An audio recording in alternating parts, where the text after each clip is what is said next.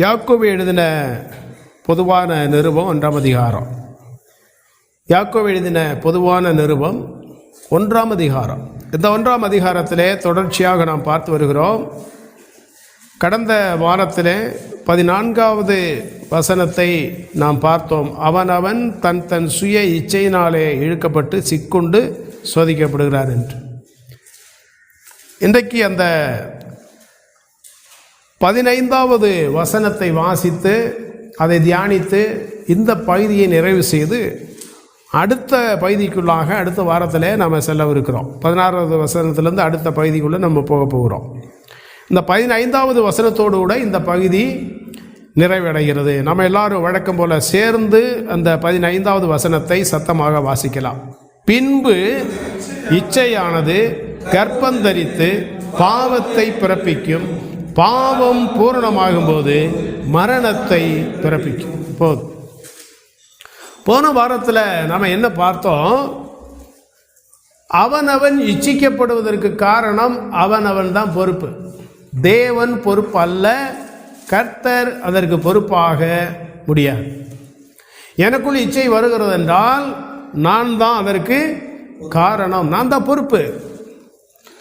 கர்த்தரையோ மற்றவர்களையோ சூழ்நிலையையோ நான் குறை கூற எனக்கு அதிகாரம் இல்லை. அப்போ இச்சையானது ஒரு மனிதனுக்குள் இருந்து புறப்பட்டு வர காரணம் என்ன? அந்த இச்சையை அவனுக்குள்ளாக தூண்டுவதற்கான அந்த அடிப்படை எங்கிருந்து வருகிறது என்று பார்ப்போமானால் மத்தேயு 15ஆம் அதிகாரம் 19வது வசனத்தை வாசிக்கலாம். மத்தேயு 15:19. பொல்லாத இருதயத்திலிருந்து பொல்லாத சிந்தனைகளும் கொலை பாதகங்களும் விபசாரங்களும் வேசித்தனங்களும் களவுகளும் பொய் சாட்சிகளும் தூஷணங்களும் புறப்பட்டு வரும். ஒரு மனிதனுடைய இருதயம்தான் ஒரு ஃபேக்டரி. ஒவ்வொரு தனிப்பட்ட மனிதனுக்குள்ளேயும் ஒரு ஃபேக்டரி இருக்கு, அதுதான் இருதயம். இந்த இருதயம் எத்தனை விஷயங்களை உருவாக்குது பாருங்க, இல்லையா? கொலைபாதகங்களை, விபச்சாரங்களை, வேசித்தனங்களை, எல்லாவற்றையும் உலகத்தில் காணப்படுகிற அத்தனை அசுத்தங்களையும் உருவாக்குவது எது? இந்த இருதயம். இந்த இருதயத்திலிருந்து தான் புறப்பட்டு வருது. அப்போ மனிதனுடைய இருதயத்திலிருந்து அது புறப்பட்டு வருகிறபடினாலே அது தேவன் தான் கொடுக்கிறாரு, தேவன் தான் தூண்டி விடுகிறார், சொல்லவே கூடாது. நமக்குள்ள உணர்வுகளை தேவன் வைக்கிறார். அந்த உணர்வுகள் எதற்கென்றால் அளவோடு வாழ்வதற்கு, ஆரோக்கியமாக வாழ்வதற்கு, ஒழுக்கத்தோடு வாழ்வதற்கு, கட்டுப்பாடோடு வாழ்வதற்கு தேவன் நமக்குள்ளாக அந்த உணர்வுகளை வைக்கிறார். இப்போ தண்ணி குடிக்கிறோம், அந்த தாகம் வந்த உடனே நம்முடைய உடம்பு என்ன செய்யுது? அந்த தண்ணி குடி அப்படின்னு சொல்லுது, கேட்குது. நம்ம உடம்பு கேட்குதா இல்லையா? நம்மளால் உணர முடியுது. தண்ணி குடிக்கணும், சரி தண்ணி குடிக்கிறோம். அந்த தாகம் வந்த உடனே அளவு கடந்த தண்ணீரை குடித்தா என்ன ஆகும்? மூச்சு திணறல் வரும், செத்து கூட போவோம், சில நேரங்களில் ஜீவன் கூட போகும், இல்லையா? இப்போ ஒருத்தன் கடலுக்குள்ளேயோ குளத்துக்குள்ளேயோ ஆற்று நீர்லையோ விழுந்துட்டா எப்படி சாகுறான்? அளவு கடந்த தண்ணி உள்ளே போய் மூச்சு திணறல் ஏற்பட்டு மரித்து விடுகிறான். அப்போ அளவான தண்ணீரை குடித்தால் தாகம் அடங்கும், அளவு கடந்த தண்ணீரை குடித்தால் உயிர் அடங்கும். அதான உண்மை. அளவு கடந்த தண்ணி உயிர் அடைக்கிறோம்.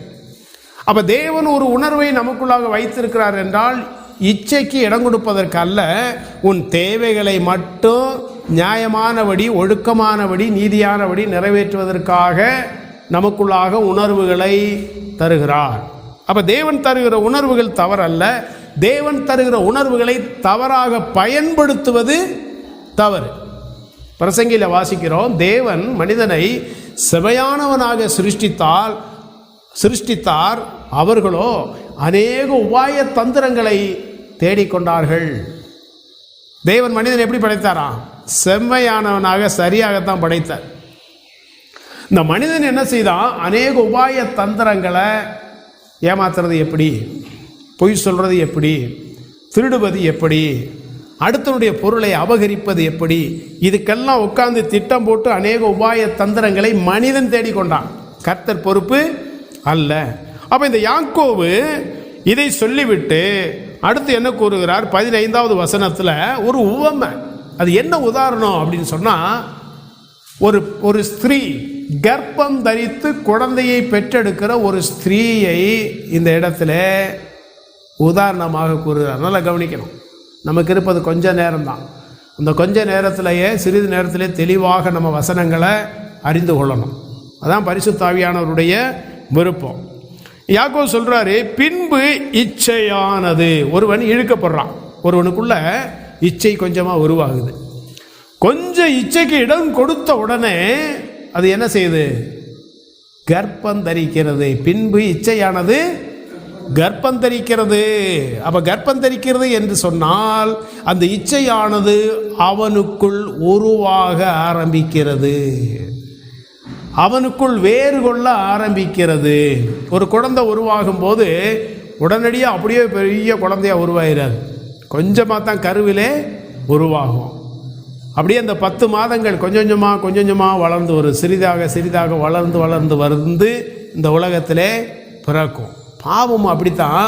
முதலாவதாக இந்த இச்சையானது ஒரு மனிதனுக்குள்ளே வரும்போது அது என்ன செய்யும்? கொஞ்சமாக வரும். இப்போ அந்த HIV சொல்கிறாங்க இல்லையா, எய்ட்ஸ் வியாதி. அந்த எய்ட்ஸ் வியாதியாக இருந்தாலும் கேன்சர் வியாதியாக இருந்தாலும் அந்த வியாதி ஒரு மனிதனுக்குள் வந்த உடனே அதை கண்டுபிடிக்க யாராலும் முடியாது. அதை கண்டுபிடிக்க எந்த ஒரு ஸ்கேனிங் மெஷின் உலகத்தில் இல்லை, எந்த ஒரு மருத்துவராலும் கண்டுபிடிக்க முடியாது. அது நல்ல முற்றும். அந்த வியாதியானது அதிகரித்து அந்த சாகும் தருவாய் இருக்கு பாருங்க, சீரியஸ் கண்டிஷன் இருக்கு பாருங்க. அந்த கண்டிஷன் வரும்போது தான் இந்த வெளிப்புறமான அடையாளங்களை காட்டும். அப்போ தான் நமக்கு சந்தேகம் வந்து மருத்துவரை பார்க்கும்போது இரத்தத்தை பரிசோதித்து அல்லது ஸ்கேன் பண்ணி என்ன சொல்வார்கள்? உங்களுக்கு இந்த வியாதி இருக்கிறது. இந்த வியாதியெல்லாம் கண்டுபிடிக்க வேண்டுமானால் குறைந்தது அது உருவாகி 8 ஆண்டுகளுக்கு பின்பதாகத்தான் வெளியே வரும் என்று மருத்துவர்கள் கூறுகிறார்கள். அந்த என்ன வியாதி என்று கண்டுபிடிக்கவே 8 ஆண்டுகள் ஆயிரும். அந்த 8 ஆண்டுகள் வரை நமக்கு நம்முடைய சரீரத்தில் உள்ள வியாதியை பற்றி தெரியாது. இச்சையும் அப்படித்தான். இச்சை கொஞ்சமாக உருவாகும் போதே அதை அடையாளம் காணாவிட்டால் மெத்தனமாக நாம் இருப்போமானால் என்ன ஆகும்? கொஞ்சம் கொஞ்சமாக அது வளரும். வளர்ந்து முத்தன ஸ்டேஜ் வரும். ஒருவராலும் குணமாக்கப்பட முடியாத ஒரு ஸ்டேஜ் வரும். கர்த்தராலும் நமக்கு உதவி செய்ய முடியாத ஒரு சூழ்நிலை வரும். ஏன்னா பாவத்துக்கு ஒரு இது இருக்கு. ஒரு ஆரம்பத்திலேயே கர்த்தரை நோக்கி கேட்டால் தப்பிக்கலாம். பாவத்தை முத்த விட்டுட்டு அதிகரிக்க விட்டுட்டு ஆண்டவரை நோக்கி ஜெபித்தால் ஆண்டவர் உதவி செய்வார். நம்முடைய சரீரம் ஒத்துழைக்குமா? கலாத்தியருக்கு வாங்க. கலாத்தியர் 5ஆம் அதிகாரம். கலாத்தியர் 5ஆம் அதிகாரம் 17வது வசனத்தை வாசிங்க. கலாத்தியர், மாம்சம் ஆவிக்கு விரோதமாகவும் ஆவி மாம்சத்துக்கு விரோதமாகவும் இச்சிக்கிறது. நீங்கள் செய்ய வேண்டுமென்று இருக்கிறவைகளை செய்யாதபடிக்கு இவைகள் ஒன்றுக்கொன்று விரோதமாய் இருக்கிறது. இங்கே பவுல் சொல்றாரு, தெளிவாக சொல்றாரு.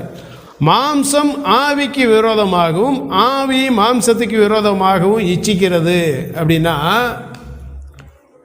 மனிதனுக்குள் 2 குணாதிசயம் இருக்கு. 2 காரியங்கள். ஒன்று மாமிசம், இன்னொன்று ஆத்மா. இந்த ஆத்மா சொல்லுது நான் ரட்சிக்கப்பட்டுட்டேன். எபேசியர் 2:1 சொல்லுது, பாவத்தினாலும் அக்கிரமத்தினாலும் மரித்தவர்களாய் இருந்த எங்களை உயிர்ப்பித்திருக்கிறார். நான் உயிர்ப்பிக்கப்பட்டிருக்கிறேன். அதனால இனிமேல் நான் பாவத்துக்கு இடம் கொடுக்க மாட்டேன், இச்சைக்கு இடம் கொடுக்க மாட்டேன் ஆத்மா சொல்லுது. ஆனால் சரீரம் விடுதா? சரீரம் சொல்லுது இன்னைக்கு ஒரு நாள் தானே, ஒரு தடவை தானே, கொஞ்சம் தானே. 2க்கும் போராட்டம். அதே அதிகாரத்தில் பவுல் என்ன சொல்றாருன்னா, அதுக்கு முந்தைய வசனத்தை வாசிங்க. கலாத்தியர் 5ஆம் அதிகாரம் 16 சொல்லுகிறது என்னவென்றால், ஆவிக்கு ஏற்றபடி நடந்து கொள்ளுங்கள், அப்பொழுது மாம்ச இச்சையை. அப்ப யாருக்கு செவி கொடுக்கணுமா? ஆவிக்கு. பரிசுத்த ஆவியானவருக்கு நாம் இடம் கொடுக்கணும். பரிசுத்த ஆவியானவர் சொல்வதை கேட்கணும். பரிசுத்த ஆவியானவர் நடத்தும் போது அதற்கு கீழ்ப்படிந்து எதிர்கால தீமையை அடையாளம் காணணும்.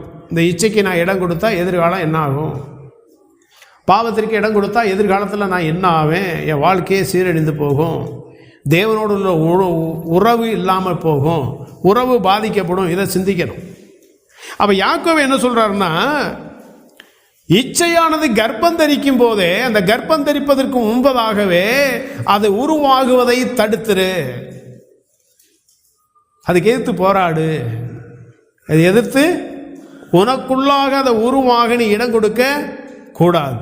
இப்போ இந்திய தேசத்தில் அதிகமாக புற்றுநோய் பரவி வருகிற மாநிலம் கேரளா, அடுத்து ஆந்திரா சொல்லலாம். மருத்துவர்கள் எச்சரிக்கிறார்கள். என்ன எச்சரிக்கிறார்கள்? அடுத்த 5 ஆண்டிலே கேரளாவிலே 5 பேரில் ஒருவருக்கு கேன்சர் இருக்கும். நடைபெறப்போகுது. இதெல்லாம் அதிகமாக பெண்களுக்கு தான் கேரளாவிலே மார்பக புற்றுநோய், அடுத்து யூட்ரஸ் கர்ப்பப்பை புற்றுநோய் பெண்களுக்கு தான். ஏன் தெரியுமா? உணவு பழக்கம் சரியில்லை. அதிகமான ஊறுகாய், அதிகமான கருவாடு, அதிகமான முட்டை, அதிகமான கறி, ஒரு ஒழுக்கம் இல்லாத கட்டுப்பாடு இல்லாத சாப்பாடை சாப்பிட சாப்பிட கேன்சர் சுலபமாக உருவாகுதுன்னு மருத்துவர்கள் சொல்கிறாங்க. கொழுமையான பதார்த்தம், கொழுப்பு மிகுந்த உணவை என்ன செய்யக்கூடாதான், அதிகமாக உண்ணக்கூடாது, எண்ணெய் அதிகமாக சேர்க்கக்கூடாது. இதெல்லாம் கேன்சர் உருவாகுவதற்கு ஒரு காரணம். ஸ்வீட் இவ்வளோ வாங்கி சாப்பிடக்கூடாது. ஸ்வீட்டெல்லாம் ரொம்ப சாப்பிட்டா கேன்சரை வரவே இருக்கும். ரொம்ப ஜாக்கிரதையாக இருக்கணும். அப்போ மருத்துவர்கள் என்ன சொல்கிறாங்க, உன் உடம்புல ஒரு வியாதி வருவதற்கு முன்பதாகவே நீ கட்டுப்பாடாக இருப்பா, நீ கட்டுப்பாடாக சாப்பிடு, அளவோடு சாப்பிடு சொல்லும் போது நாம் சுதாரித்து கொள்ளணும் இல்லையா? சுதாரித்து கொள்ளாவிட்டால் வியாதி வந்துடும். வந்த பிறகு ஸ்கேன் பண்ணு, மதுரைக்கு போ, சென்னைக்கு போ, வெளிநாட்டுக்கு போ, ஒன்றும் நடக்காது. கேன்சர் வந்தது தான். புற்றுநோயில் தப்பிக்கணும்னா 2 கேன்சர் இருக்குது. அது பூரணமாக தப்பிக்க முடியுமான்னு சொல்லலை. ஒன்று கர்ப்பப்பையில் புற்றுநோய் வந்தால் அதை எடுத்து மாற்றி விடுவார்கள், தப்பிக்கலாம். மார்பக புற்றுநோய் வந்தால் அறுவை சிகிச்சை செய்து மாற்றுவார்கள், தப்பிக்கலாம். மற்ற கேன்சர் வந்தால் தப்பிக்க முடியுமா முடியாதா என்று சொல்லவே வந்தது தான். ஆவிக்குரிய காரியத்தில் யாக்கோபு சொல்கிறாரு, தம்பி தங்கச்சி, இச்சையானது கர்ப்பம் தரிக்குதா, கவனமாரு. அந்த கரு உருவாவதற்கு முன்பதாகவே இச்சையை நீ கட்டுப்படுத்து.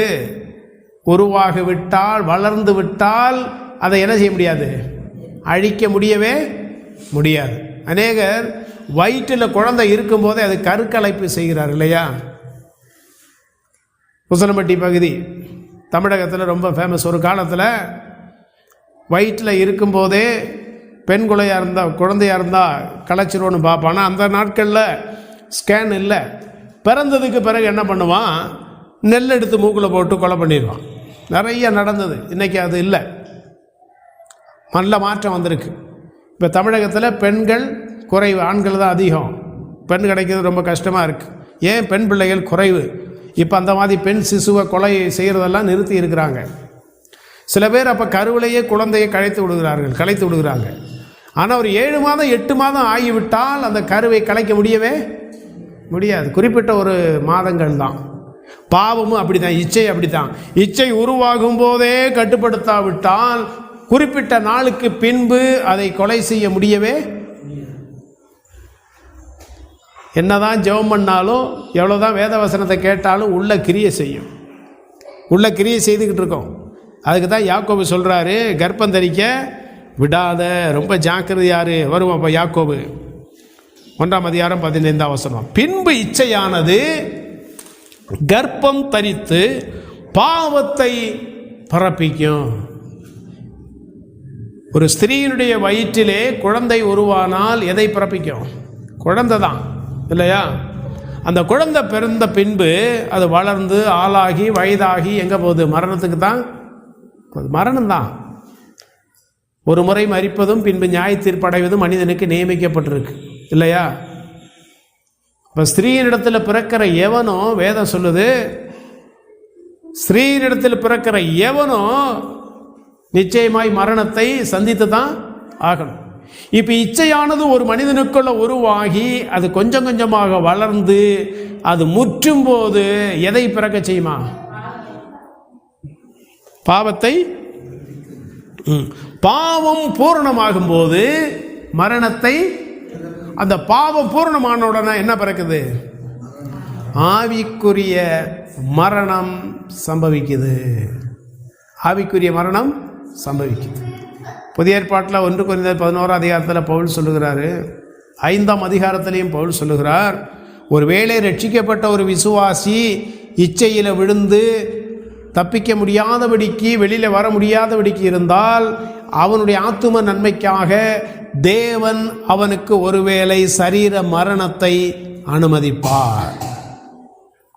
ஆனால் பாவம் அதிகரிக்கும் போதே, பாவம் பூரணமாகி எந்த மரணத்தை பிறப்பிக்குது? முதல்ல நமக்குள்ள ஆவிக்குரிய மரணத்தை பிறப்பிக்க விடவே கூடாது.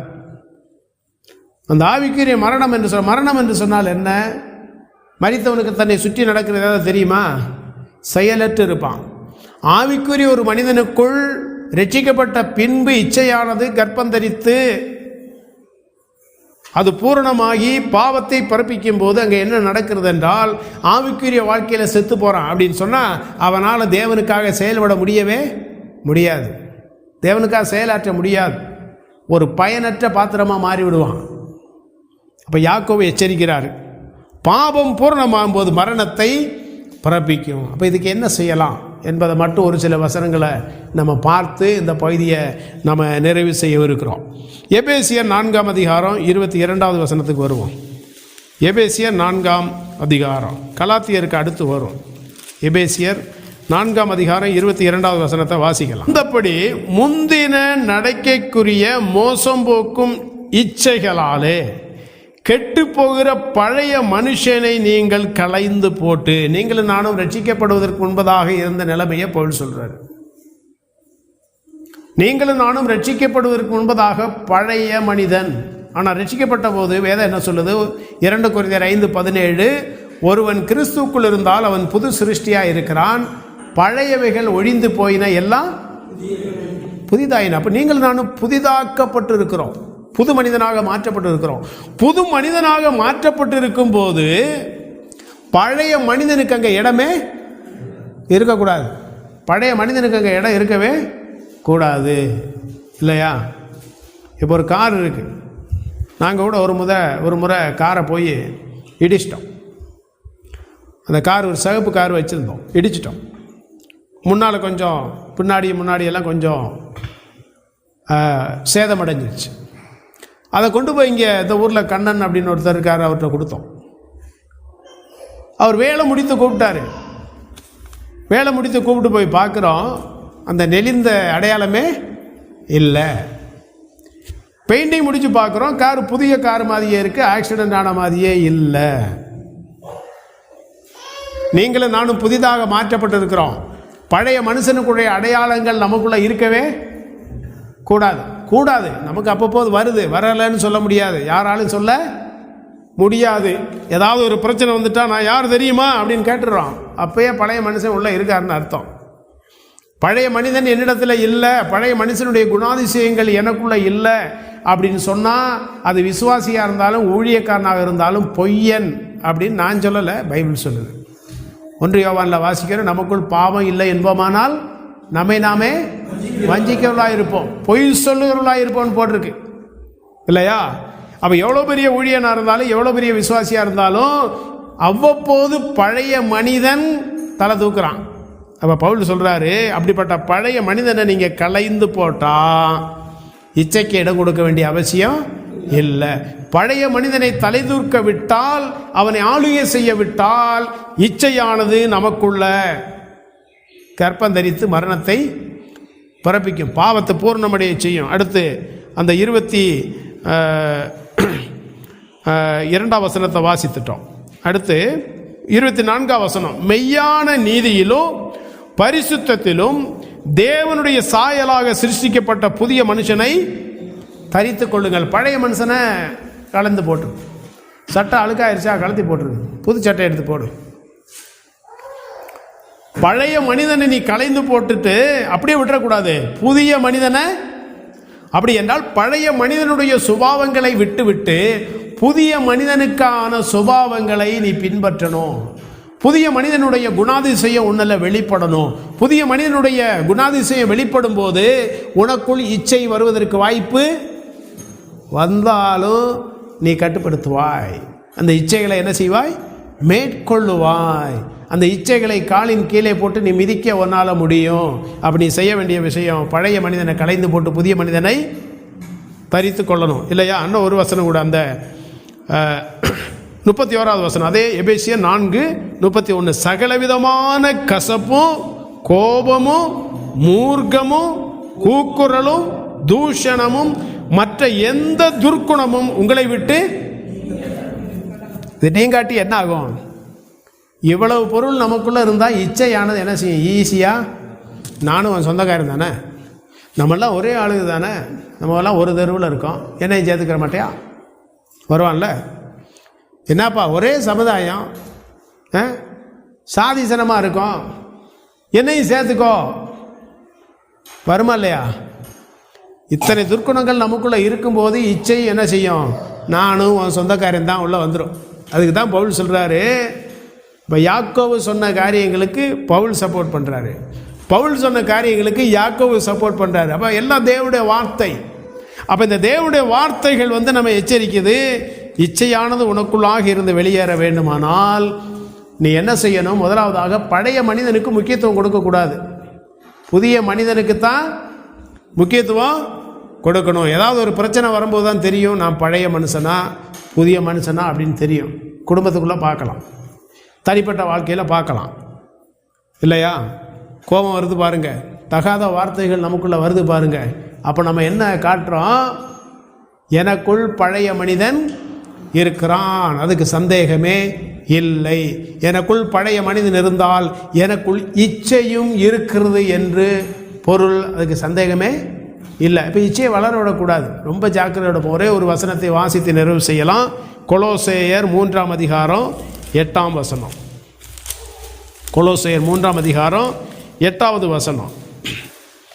இப்பொழுதோ கோபமும் மூர்க்கமும் பொறாமையும் உங்கள் வாயில் பிறக்கலாகாத தூஷணமும் வம்பு வார்த்தையிலும் ஆகிய இவைகளை எல்லாம் விட்டு விடுங்கள். எபேசியர் சொன்னப்பட்ட வார்த்தையை தான் இங்கேயும் பவுல் மறுபடியும் கொலோசே சபைக்கும் சொல்லுகிறார். ரொம்ப ஜாக்கிரதையோடு இருப்போம், கவனத்தோடு இருப்போம். இச்சை என்பது சாதாரணமான ஒன்று அல்ல. மிக மிக பெரிய கேன்சர் வியாதியை விட, புற்றுநோயை விட ஆபத்தானது. அது உள்ளே பரவினால் அந்த இச்சையானது எந்த மனிதனுக்குள் பிரவேசிக்குமோ அவனையும் கெடுத்து அவனோடு இருக்கிறவர்களையும், கவனிக்கிறீங்களா? எனக்குள் இச்சை பிரவேசிக்குமானால் நான் இடம் கொடுப்பேன், ஆனால் அந்த இச்சை என்னை கெடுப்பதோடு என்னை சார்ந்தவர்களையும் கெடுக்கும். ரொம்ப கவனத்தோட ஜாக்கிரதையோடு இருப்போம். பரிசுத்த ஆவியானவரின் உதவியை நாடுவோம், பரிசுத்த ஆவியானவர் உதவியை கேட்போம். எல்லா நேரங்களிலும் பரிசுத்த ஆவியானவர் நம்மை கட்டுப்படுத்தும்படி நம்மை ஒப்பு கொடுப்போம். நிச்சயமாக கர்த்தர் நம்மை இந்த வேளையிலே ஆசீர்வதிப்பார். நாம் யாவரும் இந்த வேளையிலே ஜெபிக்கலாம்.